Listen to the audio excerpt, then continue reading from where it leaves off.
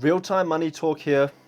Today we're talking about Dave Ramsey, the total money makeover. We're talking about the 7 baby steps.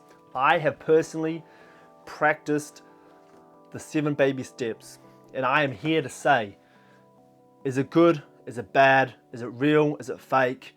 Is it worth trying these 7 baby steps? Or should you just get this book and chuck it in the bin and burn it? So let's go. The 7 baby steps. Step number 1, save $1,000. I've done this, it took me 1 month. $1,000, go to the ATM, put your card in, grab it out, smell the money, put it in a little, what do you call it? Like a envelope. And you put the envelope away, and now you've got $1,000. You've done it. What is this? It's an emergency fund. It's a beginner emergency fund. What's the impact of having an emergency fund? Okay, I crashed my car. I don't have to go into debt to pay for an excess. I've got $1,000. Everything's fine. Okay, what's the other benefit? Psychologically, you're at peace. You can sleep better because if something goes wrong, you know, say your missus, she drops her phone, $200, you know, you don't have $200 in your bank account, you've got to wait to get paid. You don't have to worry. You've got an emergency fund, okay? Now, it's not going to be able to do like the full shebang emergency fund, like, you know, oh, I need to fly overseas for an emergency. Like, okay, $1,000, like, you're going to be on a rowboat trying to make yourself go across the ocean because you're not going to be getting some cheap flights. But the $1,000 emergency fund really helps with just day-to-day living. You know, if something goes wrong, look, I've got peace of mind. I can fix most things that come. Number 2, pay off all your debt except for the house. For me, this took me 3 to 4 months. I had $12K in total of debt, $10K owing to a family member, $2K owing to the government, student loan, you know, oopsies, went to university, oopsies, cost me a lot of money, but I've learned. So paying off my debt to the family member, that took probably, you know, as I said, 3 to 4 months. When that was paid off, it was awesome because it's so weird when you have debt to a family member because it's awkward. And like you go and you buy something new, like, oh, I bought a new phone, and they're like, well, you haven't paid me back, and it's just awkward. So paying back the family member is awesome to do. The peace of mind you get after doing that is so cool. There's nothing worse than like seeing your family member's friend and them saying you haven't paid your dad back, or you haven't paid your mom back, or you haven't paid your brother back. It's so awkward. I don't recommend it. So I paid that debt off, and then I paid my student loan debt off, even though it is interest free. I was just like, well, look, I don't want to owe the government anything. If I want to go to Australia, I don't want to have to pay interest on my student loan. You have to do that if you're going to live there for like an extended period of time.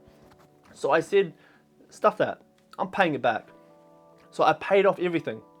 And psychologically, I'm way better.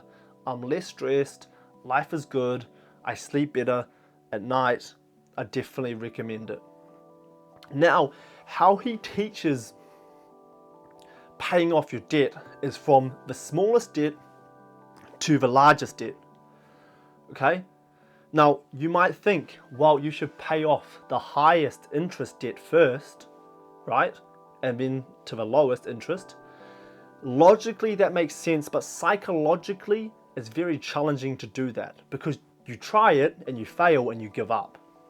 So Dave Ramsey has said he's observed that. So instead, you go from the smallest to the largest debt, because what you do is psychologically you say, hey, look, I can achieve this small thing. Maybe I can do the next debt. Oh, I can do this.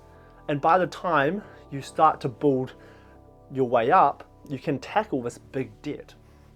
So the whole idea, if we bring it to gymming, is like this.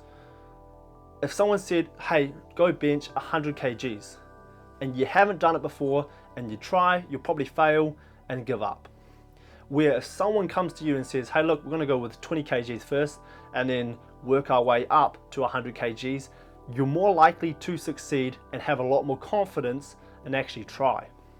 So that's how I see it, and personally, I just paid off my debt. There wasn't actually interest at all, but I just went from the smallest to the largest, and it felt awesome. Step number 3, save 3 to 6 months of expenses for emergencies. Cool. So what you need to do now is you need to pause this video and you need to work out your expenses for each week. So find out your expenses for each week, and then you can unpause this video. So when you have your expenses, go onto a calculator and then put 26 times your expenses. So say your expenses a week is $500, hypothetically, times that by 26, you need $13,000 in your emergency account. So you have $13,000, and then you'll have your $1,000 beginner emergency account as well. So you'll have a fully funded emergency account just in case stuff goes bad. So how long did it take for me to build up my fully funded emergency fund? Probably took me around 3 months. It took me 3 months because I was able to sell some cars that I had, and they appreciated in value, so I was able to make some good money and fund my emergency account. So once you have that, again, psychologically, you just have more peace, okay? You kind of feel like the man, because if something goes wrong, you're prepared for it, at least financially. So, you know, say someone passed and you need to go to a funeral overseas, you don't have to do all this worrying to, like, you know, find money. You can just be like, okay, let's go, no problem at all. So definitely the peace of mind is very important. Step 4, invest 15% of your income for retirement. So I do this, you've seen my investing channel. If you haven't, I invest a lot of my money a week into the S&P 500, which is basically what I put most of my money into, and then some other stocks. So the thing is, in the long term, 40 years from now, I should theoretically have a lot of money so that I can enjoy my life and retire. And say the government doesn't work out that well and your retirement funds explode and you don't have them anymore, well, I still have my own money. So that's why I think it's so important to, you know, invest in your retirement, because what happens if, you know, the pension isn't there? So I like to prepare for things going wrong instead of things going wrong and not being prepared. So I've started doing that, and that's nice because I have peace of mind that in the future, everything going to plan, I've got some money put aside for me so that when I do get to an age that I want to retire, I don't have to worry anymore, and I can just take some of my money out of my investment. Step 5 is saving for college. This is important if you have kids. I don't have kids. I want kids potentially one day, and this is a very important thing that you should do if you want them to get the best education possible. And I think education is necessary when it comes to university. I think that you should make an educated decision before you rush into university, because there are a lot of paid jobs that don't require a degree that you can earn a lot of money from, and you don't have to spend 3 years and get a huge debt of $60,000. So that's just my 50 cents on that one. But definitely going through the school system is an important thing, you know, being able to speak English or a language, and being able to write, and being able to do basic arithmetic. Obviously you want the best for your child, so it makes sense to put aside $25 or $50 a week. So for me personally, I'd probably put $50 a week into like an S&P 500, auto invest it, and then you'd hope that when your child's 14 to like 20, you're going to have some awesome returns and you're going to be able to facilitate their educational needs. So I think that's important for people when they do have kids to start, because if you don't, then you get to the point of like, oh, I need to get my child a good education, and now I have to take a lot of money from my wage now and put pressure on the family.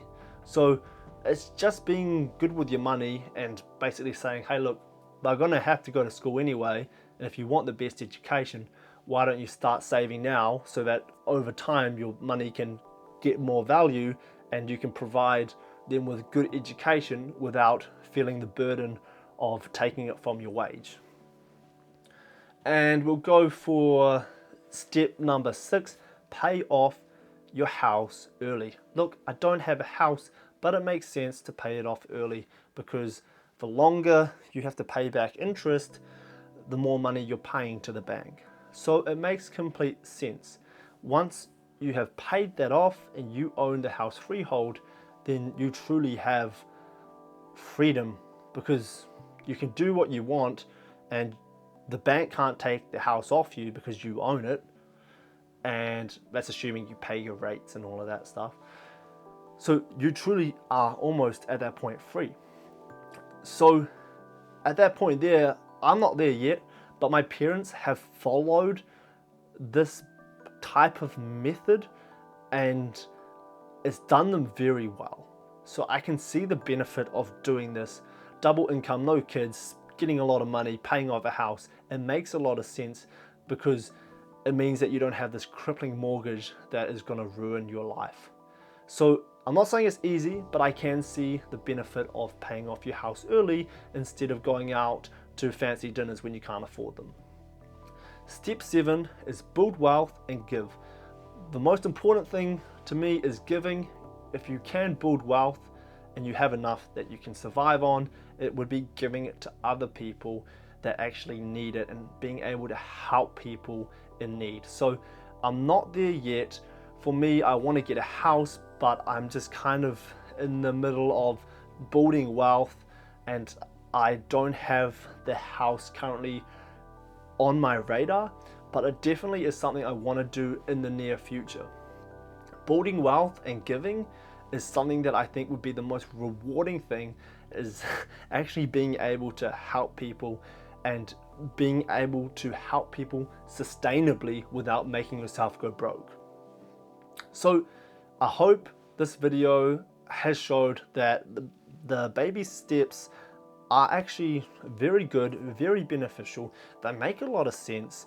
Dave Ramsey, from what I can read and using these steps for myself, is a very credible person.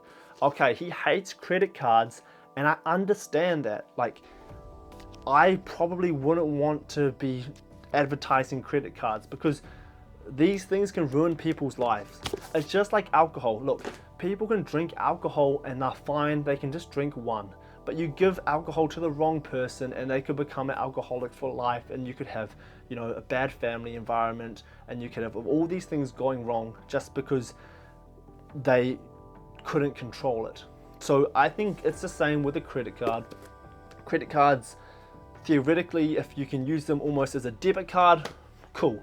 But the dangerous thing with a credit card is people buy things that they don't need and they spend more than they earn, and they go into this big cycle of debt, which is not healthy. So I hope this video shows that, hey, for me, someone who never had an emergency fund, who had 12K of debt, who had no full emergency fund, I didn't even have like a beginner one, I didn't have a full one. I was investing, but it was kind of awkward because I was in debt as well, and it didn't feel that good investing when I had a lot of debt. And step 5, I don't have kids yet, but I definitely will put money aside when I have kids in the future for their education. Number 6, paying off a house. When I do get a house, I want to pay it off ASAP. I don't want to be paying interest. And 7, I want to be giving as much as possible and helping other people. I think it's so important to help other people and to give. So I hope this video gave you some value. I hope you can see that the 7 baby steps actually make a lot of sense, and I think they are beneficial to the majority of people, and I think that applying this type of method to your life can really streamline things and make it very simple. So if you don't know who Dave Ramsey is, give him a search, because he's definitely got some good information in regards to how to steward your money. And I hope you like this video, so drop a like, comment, and please subscribe.